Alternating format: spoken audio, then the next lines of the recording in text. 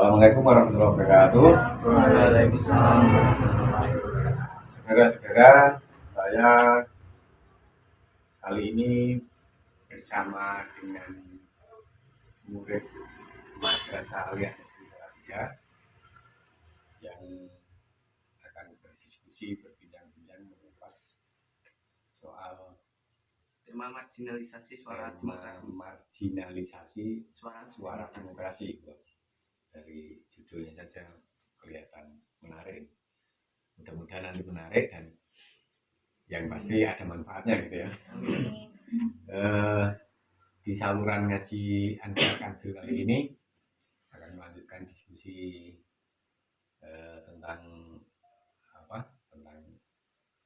sosialan gitu ya, karena saya memang merupakan perspektifnya sosial. Tapi ini ada topik yang agak spesifik soal demokrasi dan soal strata masyarakat. Ya, silahkan tanya aja nanti. Saya ya tak jawab nanti. Malah ya tak tunda. Ya.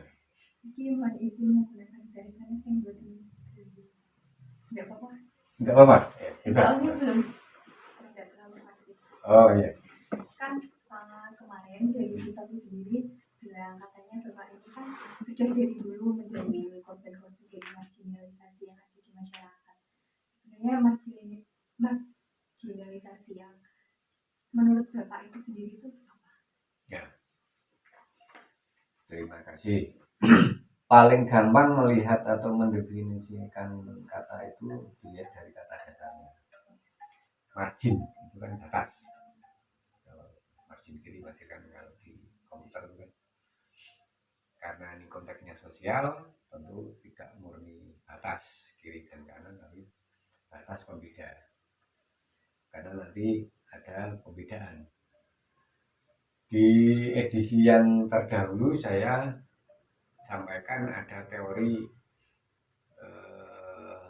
istilahnya itu struktur kemasyarakatan ya, struktur masyarakat, karena saya gambarkan di situ ada kayak kufa, ada titik tengah, ada lingkaran sampai dengan lingkaran terluar. Anggaplah di tiap garis lingkaran itu batas margin, sehingga margin-marginnya itu akan kelihatan.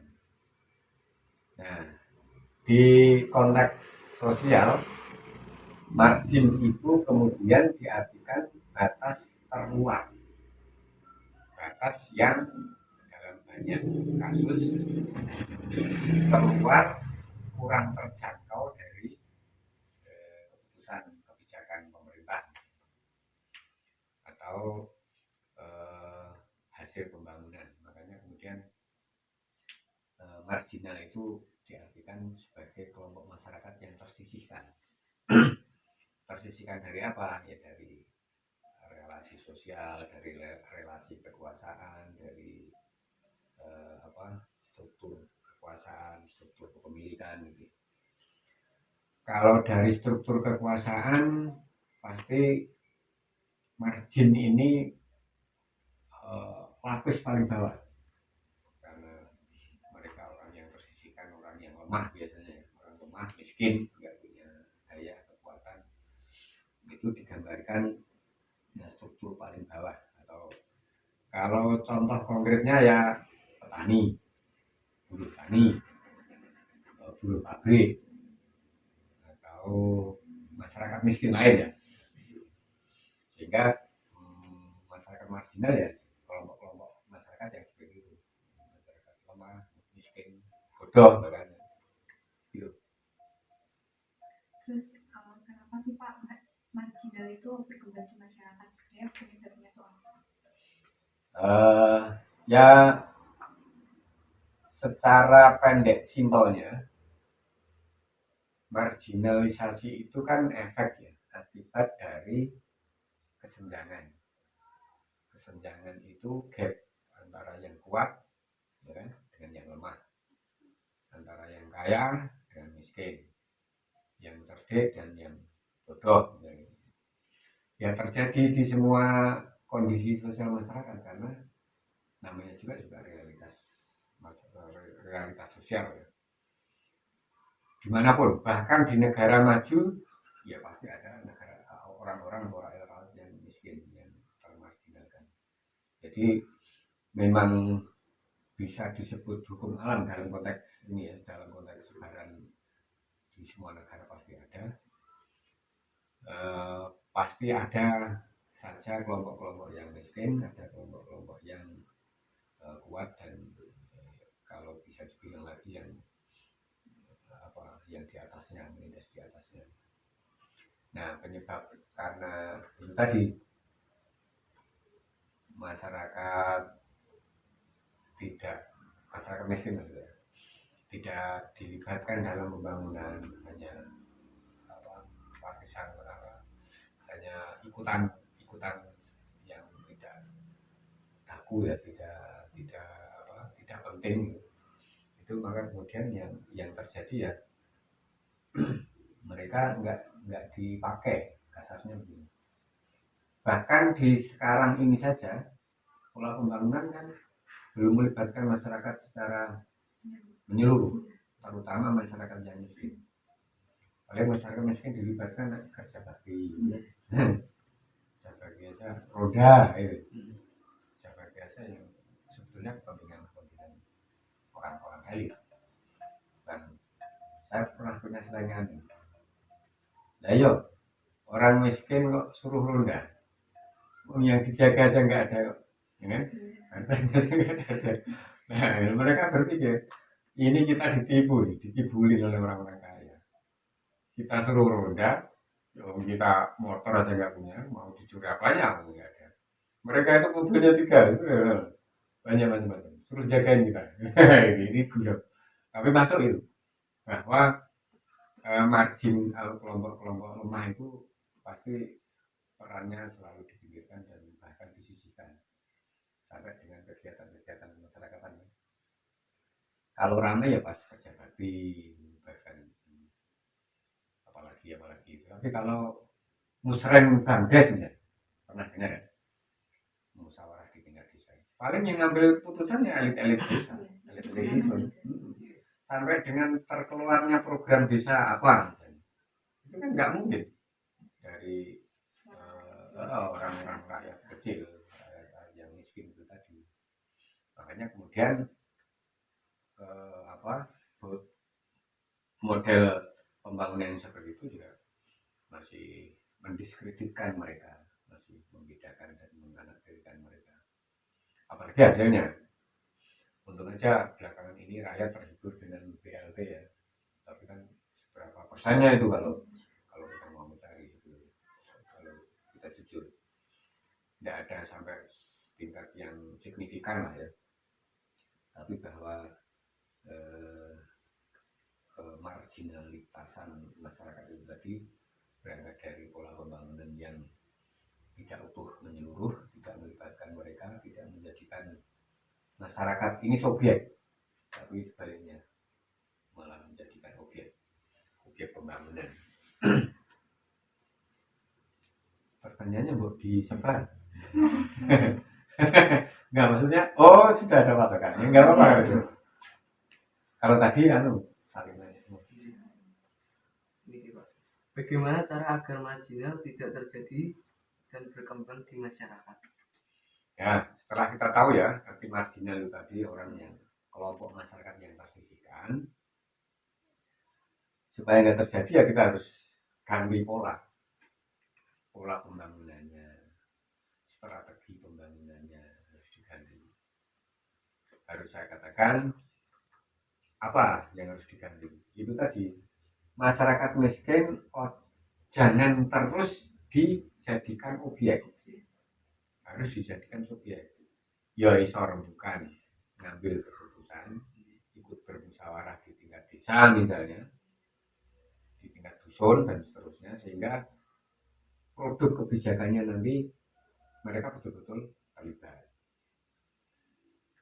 Jangan juga model strateginya itu dari atas ke bawah, harus dibalik dari bawah ke atas.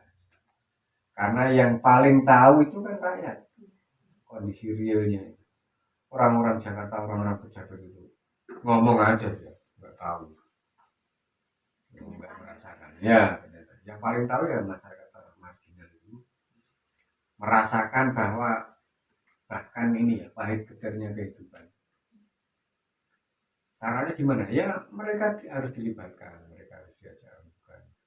Dan pembangunan harus berorientasi pada mereka, mengentaskan kemiskinan, mengentaskan kebodohan, pengangguran, ya mengurangi pengangguran dan seterusnya itu kan. Makanya kalau orang mengkritik pemerintah sekarang harus berganti model pola pembangunan, ya gitu tadi. Masa pembangunan rakyatnya harus jadi korban, ya? Masa ingin yang mesejahterakan rakyat malah dikuyo-kuyo itu kan bukan Jawa asli ya, ada nggak dikuyo-kuyo itu ya nggak diorangkan,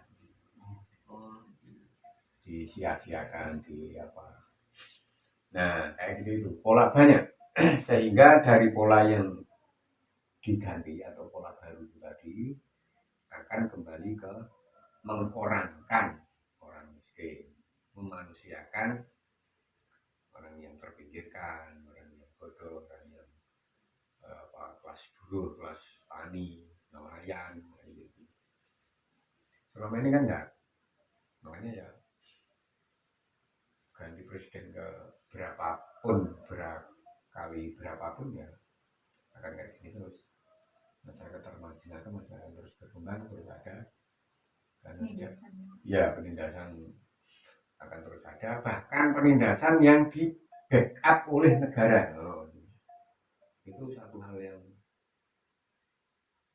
lucu, salah besar.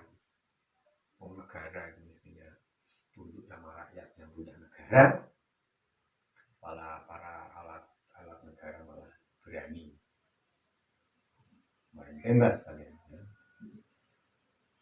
Salah kaprah yang harus diperbaiki. Begitu. Apalagi?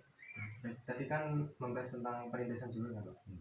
Jadi itu bagaimana cara menyadarkan golongan mayoritas seperti ya orang-orang yang di atas kita agar tidak menindas golongan yang berada di bawah. Seperti orang-orang itu. Mungkin karena penyalahgunaan kekuasaannya Pak, karena kan orang-orang yang lebih dari kita kan biasanya punya kuasa yang lebih tinggi, jadinya mungkin karena kuasanya mereka seperti mempunyai hak gitu loh Pak untuk menindas. Ya, sebetulnya ada dua jalur ya kalau mau ditelisik. Jalur formal itu berarti legal yang ada di regulasi pemerintah, dan jalur ekstra legal. Biasanya orang nyebut ekstra legal, ekstra parlementer, demo jalanan dan sebagainya, dalam rangka menyuarakan keluhan. Jadi jangan dicap demo itu buruk, jelek. Lihat dulu masalahnya. Kalau demonya soal Rempang, masa jelek, tidak mungkin. Rakyat Rempang baru menyuarakan hati nuraninya karena akan dibuat lokasi bisnis oleh para pengusaha yang itu didukung oleh pemerintah. Siapapun yang mana misalnya aksi demo di mana, asal itu ada masalah yang real gitu, itu pasti itu cara-cara yang saya sebut sebagai di luar jalur pemerintahan. Kalau yang di dalam ya saya harus katakan ada jalur-jalur eksekutif, ada jalur-jalur legislatif, ada yudikatif, dan itu ya berarti jawaban pendek saya kalau mau memang itu ya silahkan ambil jabat-jabat. Tapi udah sekarang saya habis cerita apa di wilayah Ketasan Kota itu tingkat pilihan kepala desa saja udah ngeri, potongnya udah gila-gilaan karena para ikuti anak muda nggak mungkin kasus rakyat malu. Apalagi kita diskusinya diskusi anti penindasan. Kasus Rempang itu yang paling nyata bahwa negara di situ ada presiden, di situ ada DPR, di situ ada tentara. Ya kok malah berhadapan dengan rakyat? Ya kan mereka berarti salah tangkap. Rakyat itu yang paling kuasa di negeri ini. Yang pulang negara itu rakyat. Mereka itu kalau bahasanya MH sering nonton Camin ya, itu outsourcingan itu 5 tahun sekali sudah ganti Pak. Outsourcing 5 tahunan. Presiden juga 5 tahun, paling paling 10 tahun. Tapi itu ya sudah harus ganti kan. Nah, kayak itu yang harus disadari bahwa pelaksana negara baik itu di jalur eksekutif legislatif itu mereka harus melayani kepentingan rakyat, jangan melayani kepentingan para pengusaha yang kalau orang bilang populernya adalah oligarki. Jadi oligarki itu orang-orang bermodal semua kumpul. Terus sekarang ini presiden yang kuat siapa? Kita dukung supaya nanti bisnis kita aman, dilindungi. Nah, kan enggak, bagi yang enggak kan nanti akan berhadapan dengan ini sehingga bisnisnya terganggu. Dua jalur ya, tapi simpelnya begitu, tapi pelaksananya juga enggak semudah yang ini. Ya. Selanjutnya, apabila marginal terjadi dan tidak dapat dikontrol, apa yang seharusnya dilakukan oleh masyarakat lainnya? Nah ya, jadi aku menjawab ke situ. Sehingga solidaritas dukung rakyat Rempang supaya pembangunan negara itu berhenti, atau supaya negara menghormati rakyat Rempang. Bagaimana caranya membangun? Jadi ada modelnya yang ekstra parlementer itu bisa jadi nanti akan didukung oleh kelompok yang peduli. Misalnya kalau di Rempang adalah masyarakat Dayak yang dari Kalimantan itu, mereka bersolidaritas dan banyak loh, sudah merebak sini di suku Sunda juga ada solidaritas. Nah, solidaritas ini yang kita harapkan terus akan menjadi desakan yang semakin besar sehingga negara memperhatikan, mempertimbangkan, tidak harus dihentikan model seperti itu karena banyak tantangan terutama dari kalangan masyarakat. Kalau yang dari jalur legal ya itu tadi susah karena orang yang punya integritas moral kerakyatan yang teruji susah. Orang yang dulu jadi aktivis sekarang jadi eksekutif lebih jelek dari eksekutif yang biasa banyak orang yang tidak perspektif ya. Cara mudah susah, tetapi kalau dilakukan pasti ada ini, ada hasilnya. Ingat hari buruh kemarin, nah, kan mereka pada demo, masuk kita anggap sebagai ekstra parlementer yang nggak diakui oleh pemerintah. Mereka berjihad loh, memperjuangkan nasibnya, haknya juga, nasib hak dan keberadaannya. Nyatanya ada UMR dikurangi, dinaikkan, kayak itu. Lah itu kan perjuangan ekstra parlementer untuk sebenarnya begini, untuk mengatakan bahwa hal-hal yang kayak gitu itu juga ada hasilnya. Coba lihat selama ini ada DPR berkali-kali pemilu, berhasil nggak memenuhi tuntutan buruh yang kemarin lagi? Nggak pernah. Nah, mereka yakin dengan kekuatan mereka mengadakan aksi massal. Nyatanya pemerintah penentuan 1 Mei itu sendiri juga lewat demo loh. Demo besar-besaran untuk agar 1 Mei dijadikan hari buruh nasional. Itu bukan dari legislatif dan petinggi-petinggi negara yang duduk di Jakarta sana. Nah itu artinya ya, kalau mau cari tahu juga di Man dulu juga ada pernah demo. Oh kan, sampai kepala sekolahnya lengser kan, tahu nggak? Cari tahu sendiri, saya kan hanya info info-info aja. Nah kan artinya berhasil, tuntutannya terpenuhi. Jadi itu Pak, sebenarnya kalau dari masyarakat yang korban dari marginal sendiri itu dari pihak pemerintahan atau negara itu punya hukum ya Pak ya, maksudnya ada perlindungan hukum bagi rakyat-rakyat. Ya selama ada pelanggaran hukum pasti ada tindakan melawan hukum dan harus disanksi. Selama tidak ya berarti harus dilindungi hukum. Tapi problemnya sekarang lihat aja lah kasus-kasus yang mencuat belakangan ini.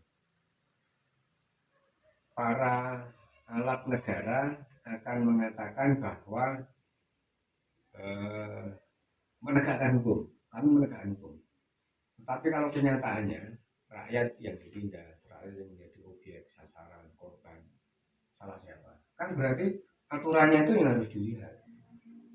Apalagi kalau judulnya Pancasila, Pancasila itu jelas ada lima sila, 5 nilai ini.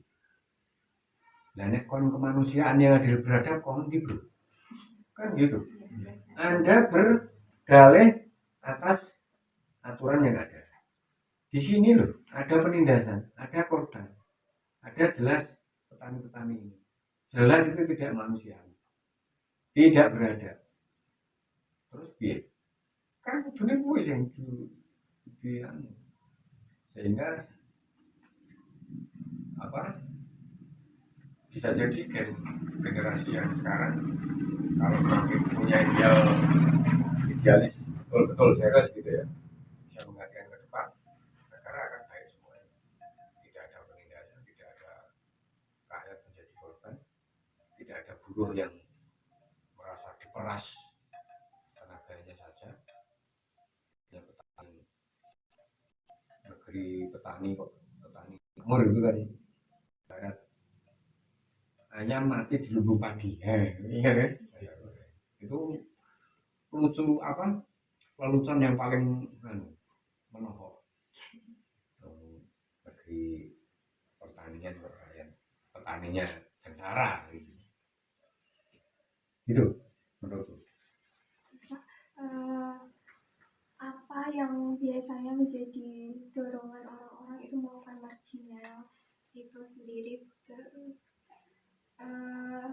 mereka setelah melakukan itu tuh Pejabat tinggi pada tertawa-tertawa ya, nggak ada yang sedih dan melihat rakyat lemah berhadapan dengan tentara pakai senjata, pakai anu lah perangkat. Jadi itu, tapi maksudku begini, marginal itu sesuatu yang sebetulnya tidak dikehendaki karena orang tersisih pasti semua enggak mau. Intinya ya ada di pusat yang terjangkau oleh kekuasaan, oleh kebijakan pembangunan. Oleh karena posisi itu sebetulnya mereka enggak mau, ya mereka akan berontak. Supaya saya enggak begini gimana? Supaya saya enggak miskin terus, supaya enggak terpinggirkan terus. Kan mereka seperti kasus buruh tadi. Buruh itu dulunya tidak ada hari buruh 1 Mei. Mereka demo berjuang kan berarti untuk menegakkan nasib dan hak-haknya ini akhirnya dipenuhi. Supaya buruh enggak termarginalkan terus. Karena pada akhirnya UMR juga dinaikin. Ada pertimbangan-pertimbangan begitu. Jadi caranya dengan berjuang bersama bagaimana permasalahan ini bisa diselesaikan. Jajar demo sendirian atau hanya 100 orang lagi kan nggak didengar, nggak kalah, nggak ada powernya di situ. Tapi kalau ribuan buruh berdemo yang Senayan kalau tetap didengar oleh orang-orang Senayan. Nah, alat-alat yang seperti itu, alat perjuangan, mereka punya kesempatan untuk berdemo, mereka punya kelompok organisasi sebagai wadahnya, sehingga melakukan perjuangan kayak gitu. Nah, sampai sekarang makanya sampai sekarang ya ada juga kemudian nggak banyak para pengambil kebijakan itu nggak punya hati ya, kalau orang Jawa dari jelas ini ada korban, mereka nggak tersentuh juga, bahkan masih berdalih dengan regulasi yang ada. Nah, gitu. Jadi karena keterpaksaan dan dia sebetulnya tidak mau pada posisi itu, mereka kemudian bergerak perjuangan apa yang menjadi tujuan cara satunya ya ada demo, ada ekstra parlemen dan seterusnya. Terus mohon izin bertanya Bapak, ini jika berkenan menjawab, kan Bapak ini sudah menjadi aktivis sudah lama sekali ya Pak. Bu Sofi kemarin sempat bilang bahwa sering mendampingi petani-petani yang mengalami kerugian ataupun dari pembangunan tersebut itu tidak tanpa menyetujui dari rakyatnya. Nah itu biasanya tuh Bapak mendampingi kasus-kasus seperti apa? Ya, saya harus cerita gini ya, sebelum kalian lahir pasti sudah 98 ya. Kondisi Orde Baru pasti pada nggak tahu. Saya itu tahu, mengalami dan bahkan berbenturan. Jadi cerita sedikit. Kondisi di kepemimpinan Presiden Pak Harto itu sangat tidak demokratis. Banyak yang rakyat menjadi korban ketika mahasiswa wilayah rakyat dituduh sebagai provokator. Bahkan mungkin dari sekarang sampai sekarang. Nah, kami itu nyebutnya aktivis pro demokrasi, ya macam-macam lah, ada yang aktivis pro rakyat, pro demokrasi atau pro perubahan. Dari kasus yang seperti itu, masa kita mau berdiam? Kita kan harus bantuin, pada akhirnya bantu mengorganisir para petani supaya tahu kekuatannya, supaya kompak, supaya nanti bisa ada perjuangan di sana. Ya memang lama. Di hampir semua aktivis penegak demokrasi itu atau pembela rakyat itu di tahun-tahun Orde Baru menjadi sentra, karena banyak sekali di hampir semua pembangunan pasti efeknya adalah ada korban. Yang Papua sampai sekarang belum selesai itu karena pembangunan kedua, tahu ya. Ini rumahnya mana semua ini? Jauh semua, Kedungombo itu dulu lahannya dicapok karena ganti ruginya tidak sesuai. Sampai sekarang belum juga ada ganti rugi. Bahkan sudah bertahun-tahun karena 2008 berapa tahun, hampir 30-an. Sampai sekarang masih ngambang, nggak ada penyelesaian. Itu yang contoh kasus ya. Terus yang buruh ya, kita karena tidak di pusat kekuasaan, pusat Jakarta sana, kita bisanya nyambung-nyambungkan karena ada gerakan buruh misalnya. Ya kita mengorganisir buruh di sini, nanti kita sambungkan dengan yang ada di Jakarta atau di kota-kota besar di Semarang misalnya. Saya juga pernah punya pengalaman mengorganisir tentang kerusakan lingkungan.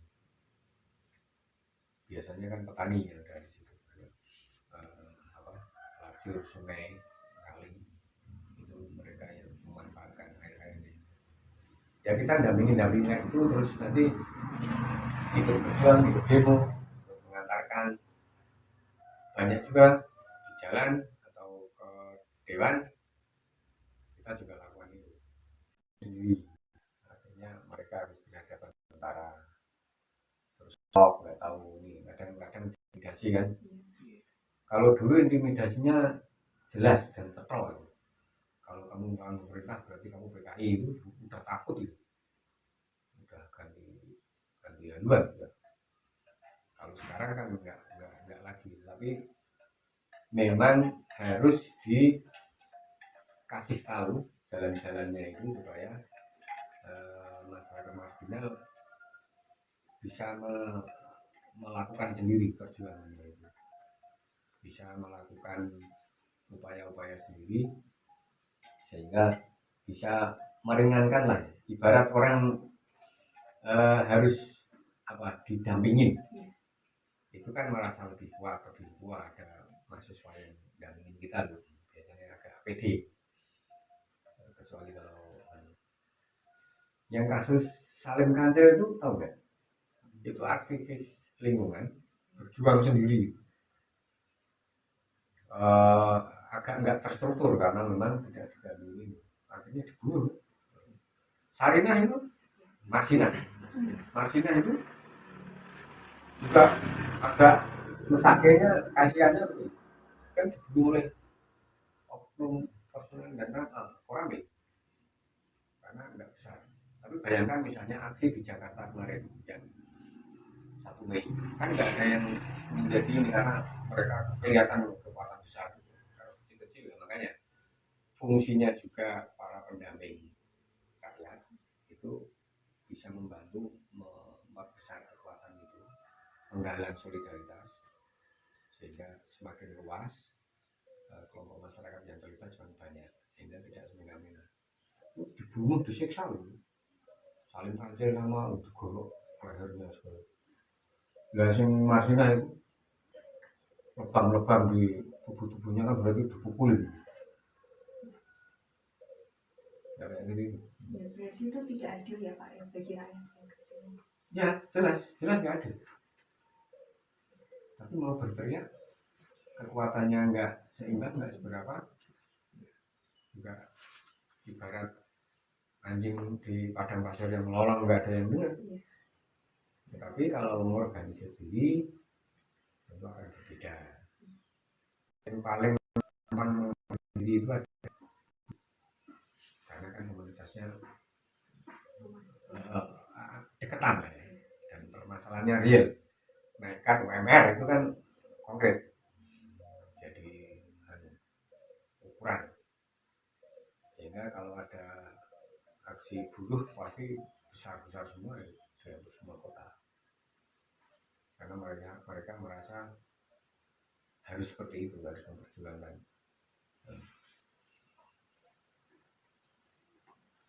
Ketidakadilan dari dulu berasanya. Ya, orang yang sadar jadi para petinggi negara itu lucu, orang yang paling tahu, karena pekerjaannya melayani rakyat. Kalau namanya ditembakin itu beradab apa enggak Pak? Itu tahu kan? Saya harus ceritakan, jarang saya ceritakan. Ketika aksi itu aku bikin gila itu, penromi juga di tonjok. Saat ini aku belum masih gini produk, pukul lama kenot itu, ngeri dulu. Makanya sampai saat ini istri saya kan ASN ya. Ya silakan aja ASN. Saya itu orang yang nggak berubah dari dulu. Saya tetap belain petani, karena itu menurutku harus saya lakukan karena rasanya harus begitu. Masuk kita nggak terpanggil, resikonya kita tahu sendiri. Ya nggak ada orang yang kalau patah tulang kita anggap aja itu kecelakaan kan gitu. Dan yang timbang yang harus disuarakan. Jadi untuk kalau jadi aktivis itu ya Pak, resikonya besar juga ya. Besar lah. Kalau masuk bui temanku banyak ada musuh. Saya kalau saya belum ada yang masuk BIN juga ditanggung sendiri. Dulu nggak ada proses-proses ambil hidup masuk BIN sederhana. Padahal niatnya baik ya Pak ya. Iya, jadi rakyat melawan penindasan ketidakadilan, tapi kata orang kan berjuang itu ada resikonya. Harapanku udah sekolah ya, kalau jadi mahasiswa jadi belain rakyat. Iyalah. Tapi Kak jujur sebenarnya dari kemarin Kak sampai bilang itu kayak kalau kita serius ngejalanin marginal ini kalian bisa jadi aktivis. Jadi dari kata-kata itu tuh sebenarnya saya pribadi tuh tertarik kalau bisa jadi aktivis, tapi kayaknya resikonya tuh sangat besar, apalagi kan gimana ya Pak, orang-orang memandang saya pribadi itu kan masih anak kecil yang belum tahu apa-apa gitu Pak. Ya, Jadi kita mau ikut campur urusan. ya pasti ada itu. Tapi maksudku aktivis itu ada tingkatannya ya. Yang penting yang jelas